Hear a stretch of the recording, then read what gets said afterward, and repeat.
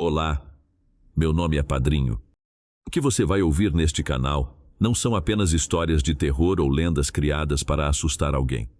Aqui, você vai conhecer relatos de pessoas reais, pessoas que viveram momentos inexplicáveis, enfrentaram situações que desafiam qualquer explicação e carregam lembranças que nunca conseguiram esquecer.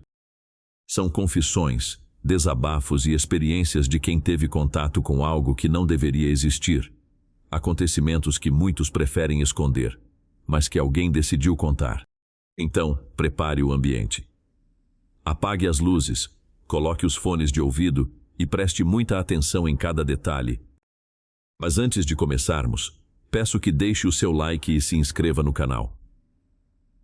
Isso ajuda o nosso trabalho a continuar trazendo novos relatos sombrios e histórias que vão fazer você questionar tudo aquilo que acredita conhecer. Agora, fique em silêncio. A história vai começar.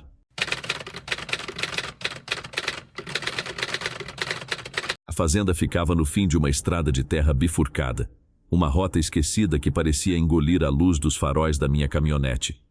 Quando aceitei o trabalho de vigia noturno, o dono das terras me entregou as chaves com as mãos trêmulas e um olhar de pena contida. Eu estava afogado em dívidas, desesperado por qualquer dinheiro. Então decidi fechar os olhos para os avisos. O lugar era dominado por um casarão colonial erguido há mais de um século. Construído com taipa grossa e madeira de lei, ele ficava cravado no topo de um morro calvo, onde até o mato ralo se recusava a brotar do solo doente. Não havia sinal de celular, muito menos energia elétrica. O vizinho mais próximo estava a 30 quilômetros de distância. O silêncio da colina seca não trazia paz. Era um silêncio sufocante, opressor, como se o próprio ar estivesse prendendo a respiração. Minha rotina começava sempre no final do entardecer. Antes que as sombras tomassem a casa, eu trancava todas as 6 portas externas. Esqueça trincos normais. Eu usava correntes grossas de ferro entrelaçadas e cadeados imensos, pesados e cheios de ferrugem. Eu conferia cada um deles várias vezes, puxando o metal frio com toda a minha força. Eu garantia a mim mesmo que nem mesmo um trator engatado seria capaz de arrombar aquelas passagens.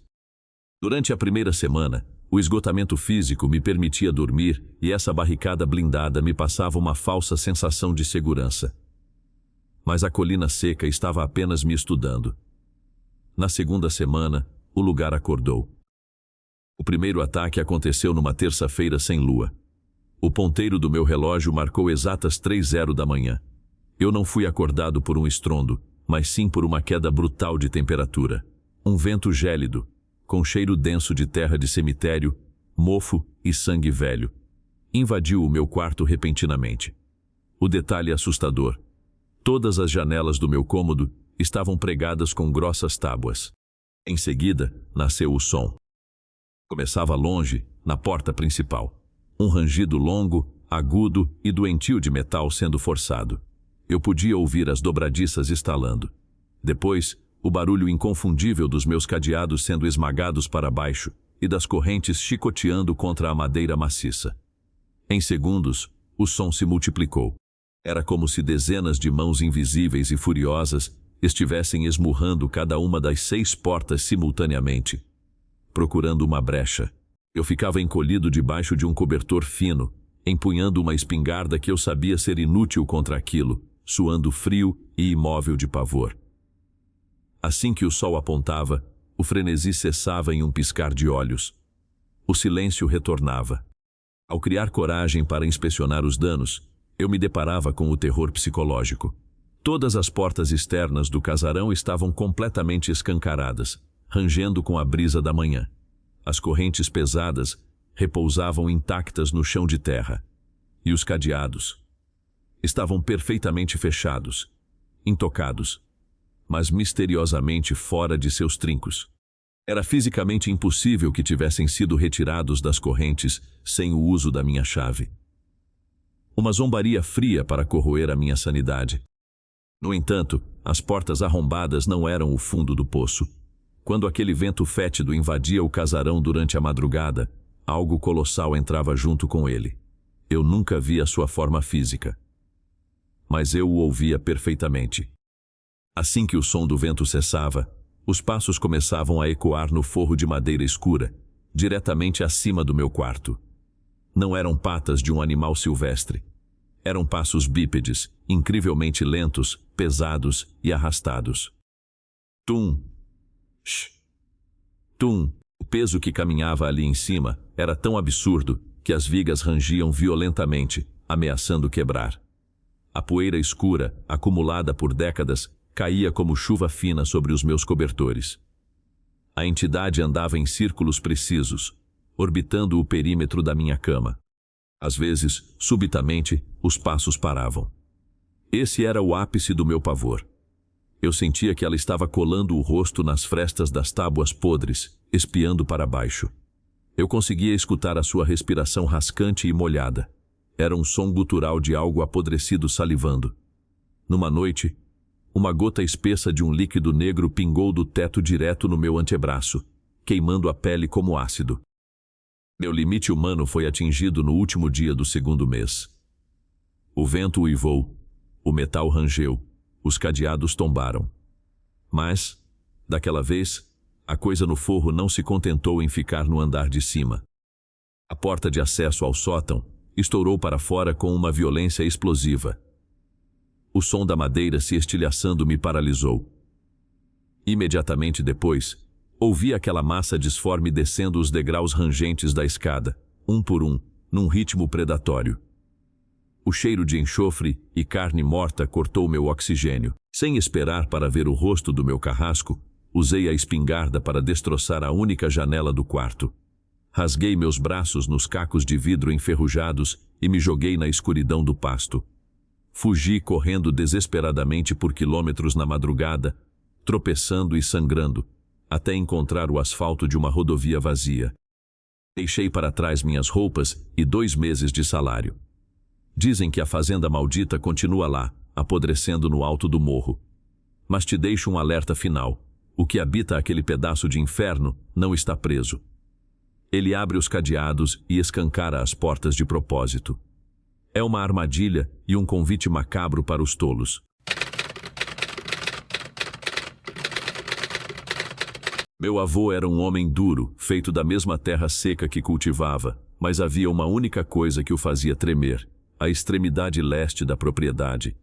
Ele me proibiu de ir até lá desde que eu era menino. Dizia que o solo estava doente e podre, desde o grande incêndio de 1980. Na época, espalharam que um raio havia caído no velho curral durante uma tempestade seca, matando dezenas de cabeças de gado. Mas os mais velhos da região sussurravam outra versão. Diziam que a peste havia tomado o rebanho, e para evitar a falência e o contágio, o antigo dono, antes do meu avô comprar a terra, tomou uma decisão drástica. Ele não apenas sacrificou os animais. Ele os acorrentou aos pilares de aroeira do curral, trancou as porteiras e ateou fogo com eles ainda vivos. O solo não estava podre por causa do fogo, mas sim pela agonia impregnada nele. Quando herdei a fazenda após a morte do meu avô, decidi que era hora de enfrentar velhos fantasmas e reativar aquela área. A racionalidade cega a gente para o perigo. Na tarde do meu primeiro dia morando lá, fui até o local. Era um cenário desolador. Mais de 40 anos depois, o mato ainda se recusava a crescer num raio de 50 metros ao redor da estrutura. O que restava do curral eram estacas grossas e carbonizadas, erguidas como dedos retorcidos apontando para o céu. Chutando a terra escura, notei que havia correntes grossas de ferro enferrujado semi-enterradas, fundidas à madeira queimada pelo calor extremo. Senti um calafrio inexplicável sob o sol de 40 graus, mas atribuí isso ao cansaço da viagem. A madrugada chegou trazendo um frio anormal para a época do ano. Eu estava dormindo um sono pesado quando, por volta das 2 da manhã, fui arrancado da cama. Não foi um barulho qualquer. Foi o caos absoluto. Começou com um estalo alto, como madeira se partindo. Depois, o chão de terra batida da casa pareceu vibrar. O som de centenas de cascos pesados batendo em desespero contra tábuas de madeira ecoou pela noite. Mas o que gelou meu sangue foram os mugidos. Não eram sons normais de gado. Eram gritos estridentes de agonia pura, rasgando a garganta, misturados ao som assustador do fogo, consumindo matéria seca. E por cima de tudo isso, o tilintar violento, metálico e pesado de grossas correntes, sendo esticadas até o limite. Clang! Clang! Peguei minha lanterna, uma faca de caça e corri para fora, convencido de que ladrões de gado estavam invadindo a propriedade ou que um incêndio criminoso havia começado no pasto vizinho. O som era tão real, tão físico, que meus ouvidos doíam enquanto eu corria na escuridão. Atravessei o pasto ofegante. O barulho estava ensurdecedor. Os mugidos ecoavam na minha cabeça como uma sinfonia do inferno. Faltando uns 20 metros para chegar ao velho curral, eu fechei os olhos esperando ver as labaredas lamberem o céu noturno. Mas quando levantei o facho da lanterna, a realidade me golpeou como um soco. O som parou, imediatamente, como se uma faca invisível tivesse cortado o ar. Não havia ladrões, não havia fogo, não havia gado. O velho curral carbonizado estava exatamente como o vi à tarde, mergulhado em um silêncio mortal, denso e absoluto. Nenhuma brisa, nenhum canto de coruja. O silêncio era tão pesado que eu ouvia apenas as batidas descompassadas do meu próprio coração. Dei alguns passos trêmulos para frente. A luz da lanterna iluminou as correntes enferrujadas presas aos troncos escuros. Foi então que meus olhos começaram a arder e meu estômago embrulhou. Não havia fogo visível, mas a temperatura ali era sufocante, o ar era muito quente.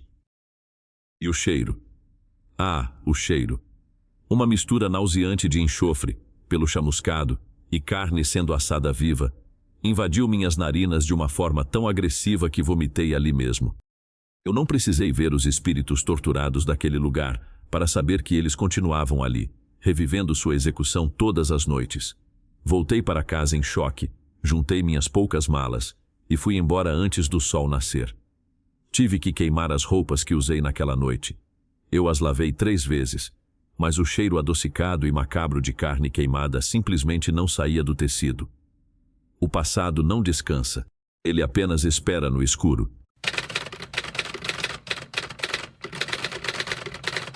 A Santa Luzia foi anunciada em um leilão obscuro por um valor que mal pagaria um apartamento pequeno na cidade. Eram dezenas de hectares de terra fértil, um casarão colonial imponente e um pomar que parecia intocado pelo tempo. Eu assinei os papéis sorrindo, me achando o homem mais esperto do mundo. Mas a cidade sabia. Quando fui ao cartório local para registrar a escritura, o tabelião carimbou o documento sem ter coragem de olhar nos meus olhos. No bar da cidade, os moradores não disfarçaram as risadas nervosas. Um velho, com um copo de cachaça tremendo na mão, apontou para mim e disse: "O senhor não dura uma semana. A terra lá tem fome." Eu ignorei. Achei que fosse inveja de caipira. Como eu estava errado. O casarão era deslumbrante por fora, mas por dentro, a atmosfera era densa, como se o ar estivesse misturado com chumbo. Desde o primeiro dia, eu sentia que não estava sozinho. Não eram portas batendo ou luzes piscando, mas algo muito mais íntimo e perturbador. No primeiro dia, senti o cheiro de terra molhada e flores murchas dentro do meu quarto, mesmo com as janelas trancadas. No segundo dia, comecei a notar que os meus passos não eram os únicos a ecoar na madeira velha do assoalho. Eu andava, e frações de segundo depois, ouvia um eco oco, descompassado. O silêncio da fazenda não era vazio, ele parecia lotado. Havia uma expectativa no ar, como se dezenas de olhos invisíveis estivessem me avaliando a cada movimento. O terror absoluto tomou forma na minha terceira noite. Exausto de tentar limpar a propriedade durante o dia, tomei um banho frio e me joguei na cama de casal maciça que já estava no quarto principal. A noite estava estranhamente silenciosa. Nem mesmo os grilos cantavam. O breu era total. Eu estava quase adormecendo, deitado de lado, de costas para a porta. Foi então que aconteceu. Senti o colchão afundar do outro lado da cama. Não foi uma leve depressão nas molas. Foi o peso denso e real de um corpo humano adulto se deitando lentamente ao meu lado. Os lençóis esticaram e a madeira da cama rangeu em protesto. Meu sangue congelou nas veias. Meus músculos travaram, impedindo qualquer reação. Eu mal conseguia respirar. O peso se moveu no colchão, deslizando na minha direção. Então, uma respiração absurdamente gelada, cheirando a poeira e tempo esquecido, bateu contra a nuca, eriçando cada pelo do meu pescoço. Uma voz sussurrou no meu ouvido esquerdo. Não era uma voz raivosa, mas carregada de uma tristeza profunda e cavernosa, soando como várias vozes sobrepostas. Você está deitado em cima de nós. Eu não dormi. Fiquei paralisado naquela mesma posição até os primeiros raios de sol entrarem pelas frestas da janela. O peso havia sumido ao amanhecer. Assim que consegui mover as pernas, pulei da cama, peguei um pé de cabra no galpão de ferramentas e voltei para o quarto. A loucura e o terror me deram forças. Comecei a arrancar as tábuas do assoalho de madeira maciça bem abaixo de onde ficava a cama. Os pregos velhos gritavam ao serem puxados. A poeira que subiu não era apenas sujeira, era cinzenta e seca. Quando removi a quinta tábua e iluminei o espaço escuro entre o chão e os alicerces da casa, meu coração quase parou. Não era apenas um crânio. Eram dezenas deles. O espaço sob o meu quarto era uma cova rasa e coletiva. Ossadas humanas amontoadas umas sobre as outras, roupas desfeitas pelo tempo, mãos ossudas ainda entrelaçadas em desespero. O cheiro de morte antiga infestou o quarto. Eram antigos escravizados? Trabalhadores assassinados? Eu nunca quis descobrir a resposta. Larguei o pé de cabra ali mesmo. Não arrumei as malas. Não peguei minhas roupas. Não tranquei a porta. Não era uma voz raivosa, mas carregada de uma tristeza profunda e cavernosa, soando como várias vozes sobrepostas. Você está deitado em cima de nós. Eu não dormi. Fiquei paralisado naquela mesma posição até os primeiros raios de sol entrarem pelas frestas da janela. O peso havia sumido ao amanhecer. Assim que consegui mover as pernas, pulei da cama, peguei um pé de cabra no galpão de ferramentas e voltei para o quarto. A loucura e o terror me deram forças. Comecei a arrancar as tábuas do assoalho de madeira maciça bem abaixo de onde ficava a cama. Os pregos velhos gritavam ao serem puxados. A poeira que subiu não era apenas sujeira, era cinzenta e seca. Quando removi a quinta tábua e iluminei o espaço escuro entre o chão e os alicerces da casa, meu coração quase parou. Não era apenas um crânio. Eram dezenas deles. O espaço sob o meu quarto era uma cova rasa e coletiva. Ossadas humanas amontoadas umas sobre as outras, roupas desfeitas pelo tempo, mãos ossudas ainda entrelaçadas em desespero. O cheiro de morte antiga infestou o quarto. Eram antigos escravizados? Trabalhadores assassinados? Eu nunca quis descobrir a resposta. Larguei o pé de cabra ali mesmo. Não arrumei as malas. Não peguei minhas roupas. Não tranquei a porta. Aqui é o padrinho mais uma vez. Se esses relatos mexeram com a sua mente e fizeram o seu sangue gelar, não vá embora ainda. Deixe o seu like neste vídeo e se inscreva no canal.